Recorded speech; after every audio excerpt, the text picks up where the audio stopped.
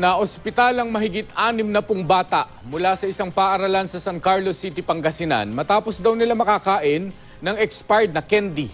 Makibalita tayo live kay Alfie Tulagan ng GMA Dagupan. Alfie. Mark, mga 4 na jeep lula ng mga mag-aaral sa Gulaw Integrated Elementary School ang sumugod dito sa Pangasinan Provincial Hospital para ipagamot itong mga bata. Nagsuka at nahiloro kasi ang mga batang ito matapos umanong makakain ng expired na candy.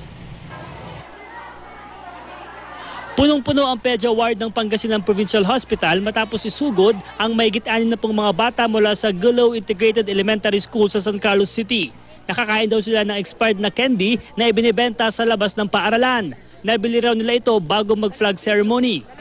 Mahigit 50 na bata yung dinala dito sa Pangasinan Provincial Hospital. Iisa yung kanilang daing. Nakakain daw sila ng expired na candy. So yung mga malala yung kondisyon, dinadala dito sa treatment room kung saan nilalagyan ng swero yung mga bata. Habang yung iba ba naman na hindi naman gaanong malala yung kanilang kondisyon, dinadala naman sila sa isolation room para obserbahan ng 6 na oras.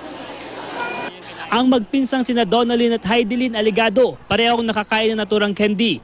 Nag-alala rin ang kanilang mga magulang matapos magsuka ang mga ito. Hindi po. Sumakit po tiyan ko. Nagsisuka. Nasabi niya na masakit ang tiyan, saka yung mahihilo po. Ayon sa mga guro, nag-room to room sila para tanungin kung sino-sino pa ang mga nakakain ng naturang candy. Pero sunod-sunod na raw ang mga bata na nagsuka. Kaya pinagpasya nilang dalhin ang mga bata sa ospital.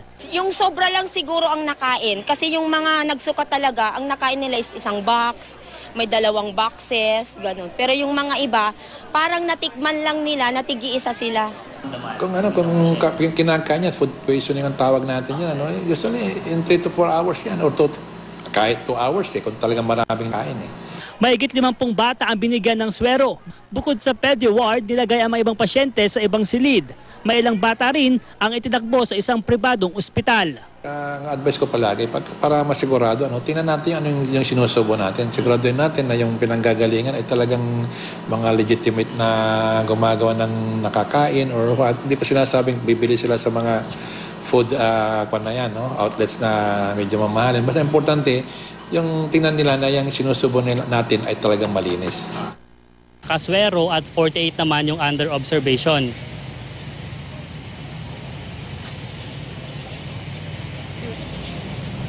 Mark, sa pinakahuling tala ng Pangasinan Provincial Hospital, umabot na sa 110 yung dinala dito sa ospital. 62 yung nakaswero at 48 naman yung under observation. At tukoy na rin ng otoridad kung sino yung nagbenta ng mga peking candy. At nakakuha na rin ng sample ang City Health Office dito naman sa mga candy na ito. Ayon naman dito sa mga doktor, kailangan pa daw muna obserbahan itong mga bata para lalong matiyak ang kanilang kaligtasan. Yan muna ang latest mula dito sa Pangasinan Provincial Hospital.